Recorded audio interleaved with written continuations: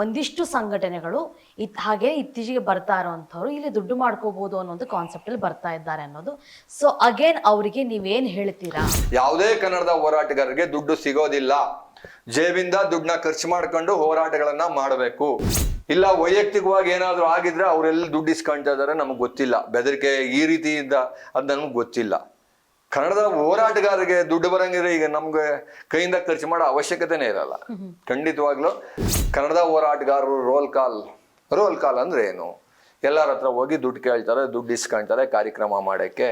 ನಾವು ದೇಣಿಗೆ ಕೇಳಿರೋದು ಸತ್ಯ. ರೋಡಲ್ಲಿ ಹೋಗೋರ ಹತ್ರ ಎಲ್ಲ ದುಡ್ಡು ಕೊಡಿ ಅಂತ ಯಾವತ್ತೂ ಯಾರು ಕೇಳೋದಿಲ್ಲ. ಇನ್ನು ಕೊನೆಯದಾಗಿ ನಾನು ಮತ್ತೆ ಅಗೇನ್ ಅದೇ ಪ್ರಶ್ನೆಗೆ ಬರ್ತೀನಿ. ಕನ್ನಡ ಪರ ಸಂಘಟನೆಗಳೇನಿದೆ, ಒಂದಿಷ್ಟು ಸಂಘಟನೆಗಳು ಹಾಗೆ ಇತ್ತೀಚೆಗೆ ಬರ್ತಾ ಇರೋವಂಥವ್ರು ಇಲ್ಲಿ ದುಡ್ಡು ಮಾಡ್ಕೋಬಹುದು ಅನ್ನೋದು ಕಾನ್ಸೆಪ್ಟ್ ಅಲ್ಲಿ ಬರ್ತಾ ಇದ್ದಾರೆ ಅನ್ನೋದು. ಸೊ ಅಗೇನ್ ಅವರಿಗೆ ನೀವೇನ್ ಹೇಳ್ತೀರಾ? ಖಂಡಿತವಾಗ್ಲೂ ನಿಜವಾದ ಕನ್ನಡದ ಹೋರಾಟಗಾರರು ಕನ್ನಡದ ಭಾಷೆ ಬಗ್ಗೆ ಆಗ್ಲಿ, ನದಿ ಗಡಿ ವಿಚಾರವಾಗ್ಲಿ, ನೀರಿನ ವಿಚಾರವಾಗ್ಲಿ, ರೈತರ ಪರ ಹೋರಾಟ ಮಾಡುವಂತ ಯಾವುದೇ ಕನ್ನಡದ ಹೋರಾಟಗಾರರಿಗೆ ದುಡ್ಡು ಸಿಗೋದಿಲ್ಲ. ಜೇಬಿಂದ ದುಡ್ಡನ್ನ ಖರ್ಚು ಮಾಡ್ಕೊಂಡು ಹೋರಾಟಗಳನ್ನ ಮಾಡಬೇಕು. ನಮ್ಮ ಕಾನೂನು ವ್ಯವಸ್ಥೆಗೆ ನಮ್ಮ ಮೇಲೆ ಹಾಕಿರ್ತಕ್ಕಂಥ ಕೇಸ್ಗಳಿಗೆ ಹೋರಾಟ ಮಾಡಕ್ಕೂ ನಾವೇ ಲಾಯರಿಗೆ ಫೀಸ್ ಕೊಡಬೇಕು. ದುಡ್ಡಂತೂ ಯಾರು ಸುಳ್ಳು ಅದು ನನಗೆ ಗೊತ್ತಿರಂಗೆ ಎಲ್ಲೂ ಇಲ್ಲ. ಯಾರು ದುಡ್ಡು ಏನಕ್ಕೆ ಕೊಡ್ತಾ ಇದ್ದಾರೆ ನಿಜ ಗೊತ್ತಿಲ್ಲ. ಇಲ್ಲ ವೈಯಕ್ತಿಕವಾಗಿ ಏನಾದ್ರು ಆಗಿದ್ರೆ ಅವರೆಲ್ಲ ದುಡ್ಡು ಇಸ್ಕೊಳ್ತಾ ಇದಾರೆ ನಮಗ್ ಗೊತ್ತಿಲ್ಲ. ಬೆದರಿಕೆ ಈ ರೀತಿಯಿಂದ ಅದ್ ನಮ್ಗೆ ಗೊತ್ತಿಲ್ಲ. ಕನ್ನಡದ ಹೋರಾಟಗಾರರಿಗೆ ದುಡ್ಡು ಬರಂಗಿದ್ರೆ ಈಗ ನಮ್ಗೆ ಕೈಯಿಂದ ಖರ್ಚು ಮಾಡೋ ಅವಶ್ಯಕತೆನೇ ಇರಲ್ಲ.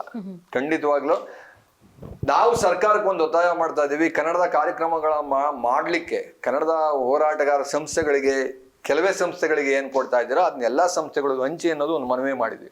ಈಗ ಒಂದ್ 2-3 ಸಂಸ್ಥೆಯವ್ರಿಗೆ ಮಾತ್ರ ಕೊಡ್ತಾ ಇದ್ದಾರೆ.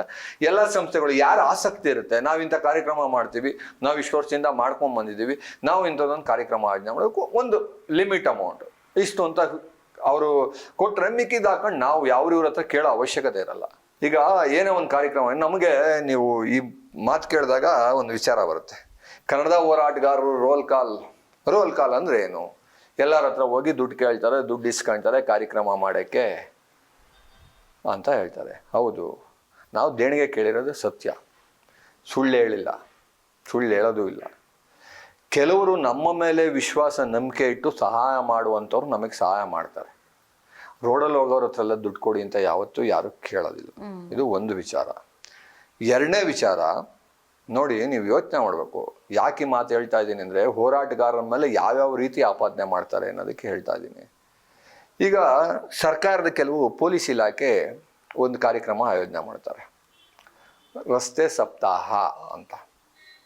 ಎಷ್ಟು ಜನ ಹತ್ರ ನೀವು ಫ್ಲಾಗ್ಗಳನ್ನ ಹಂಚಿ ದುಡ್ಡು ಇಸ್ಕೊಂತೀರಾ?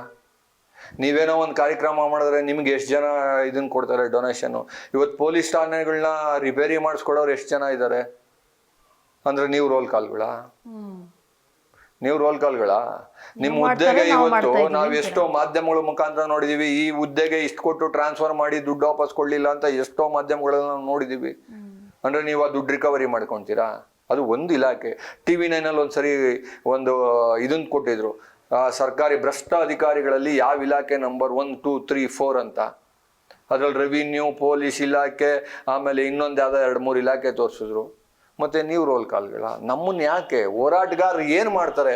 ಒಂದು ಕನ್ನಡದ ಕಾರ್ಯಕ್ರಮ ಮಾಡ್ತಾರೆ, ಅಲ್ಲಿ ಕನ್ನಡ ಗೀತೆಗಳನ್ನ ಆಡ್ಸಕ್ಕೆ ಒಂದು ಸಂಸ್ಥೆಗೆ ಅವಕಾಶ ಕೊಡ್ತಾರೆ, ಅದರಿಂದ ಅವ್ರ ಜೀವನ ನಡೆಸ್ತಾರೆ. ಯಾಕೆ ಕನ್ನಡದ ಹೋರಾಟಗಾರರ ಮೇಲೆ ಇದು ಮಾಡ್ತೀರಾ? ಇವತ್ತು ಕನ್ನಡದ ಸಂಸ್ಥೆಗಳು ಇಷ್ಟೊಂದಿದೆ ಅಂತ ಎಷ್ಟೋ ಜನ ನನಗೆ ಕೇಳ್ತಾರೆ. ಮತ್ತೆ ನೀವು ಈಗ ಮಾಧ್ಯಮದವರೇ ನನಗೆ ಎಷ್ಟೋ ಪ್ರಶ್ನೆ ಮಾಡಿದ್ದಾರೆ, ಇಷ್ಟೊಂದು ಕನ್ನಡ ಸಂಘಟನೆಗಳು ಯಾಕೆ ಸರ್ ನೀವೆಲ್ಲ ಸೇರ್ಕೊಂಡು ಒಂದೇ ಸಂಘಟನೆ ಮಾಡೋಕ್ಕಾಗಲ್ವಾ ಅಂತ ನನಗೆ 4-5 ಕಡೆ ಕೇಳಿದ್ದಾರೆ. ನಾನು ಅವಾಗ ಕೇಳಿದ್ದೀನಿ, ಅದೇ ರೀತಿ ವಾಪಸ್ ಅವ್ರನ್ನೇ ಕೇಳಿದ್ದೀನಿ, ಇಷ್ಟೊಂದು ಮೈಕ್ಗಳು ಯಾಕೆ ಸರ್ ಒಂದೇ ಮೈಕಲ್ಲಿ ಆಗಲ್ವಾ ಅಂತ. ಅಂದ್ರೆ ಯಾಕಿದನ್ನ ನಾವು ಹೇಳ್ತೀವಿ ಅಂದ್ರೆ, ನಮ್ಮ ಏನು ಆಲೋಚನೆಗಳೇನಿರುತ್ತೆ ಅದಕ್ಕೆ ಸಂಬಂಧಪಟ್ಟವ್ರು ಒಂದ್ ಕಡೆ ಸೇರ್ಕೊಂಡು ನಾವೇನೋ ಮಾಡ್ತೀವಿ, ಅದು ಎಲ್ಲರಿಗೂ ಹೊಂದ್ಕೊಬೇಕು ಅಂತಿರಲ್ಲ. ಹಂಗಾಗಿ ಅದು ಬೇರೆ ಬೇರೆ ಆಗಿರುತ್ತೆ. ಅದು ಬಿಟ್ರೆ ಕನ್ನಡದ ಹೋರಾಟಗಾರರು ಯಾವತ್ತೂ ನೇರವಾಗಿ ಹೇಳ್ತೀನಿ, ರೋಲ್ ಕಾಲ್ ಮಾಡುವಂಥ ಪರಿಸ್ಥಿತಿಯಲ್ಲಿ ಯಾರೂ ಇರಲ್ಲ. ಕನ್ನಡದ ಕಾರ್ಯಕ್ರಮ ಮಾಡ್ಬೇಕಾದ್ರೆ ಒಳ್ಳೊಳ್ಳೆ ಕಾರ್ಯಕ್ರಮ ಮಾಡಬೇಕು, ಮನೋರಂಜನೆ ಕಾರ್ಯಕ್ರಮ ಕೊಡಬೇಕು, ಜನ ಬಂದು ಕೂತ್ಕೊಂಡು ನೋಡಬೇಕು, ನಾವೇನೋ ಮಾಡ್ತಾ ಇದೀವಿ, ಖುಷಿ ಕೊಡುತ್ತೆ. ಕನ್ನಡದ ಹಬ್ಬ ಮಾಡೋದು ಹೆಂಗೆ ಮೇಡಮ್? ಹಬ್ಬ ಮಾಡಿದಾಗ ಎಲ್ಲ ಖುಷಿಯಾಗಿ ಹೆಂಗಿರುತ್ತೆ ಆ ಥರ ಕನ್ನಡ ಕಾರ್ಯಕ್ರಮ ಮಾಡಿ ಇವತ್ತು ಗಲ್ಲಿಗಳಲ್ಲಿ ಮಾಡ್ಲಿ ಬಿಡಿ, ಕನ್ನಡದ ಕಾರ್ಯಕ್ರಮ ಅಲ್ವಾ? ವರ್ಷಕ್ಕೊಂದ್ಸರಿ ಕೊಟ್ರೆ ಏನು ಸಮಸ್ಯೆ ಇರ್ಬೋದು?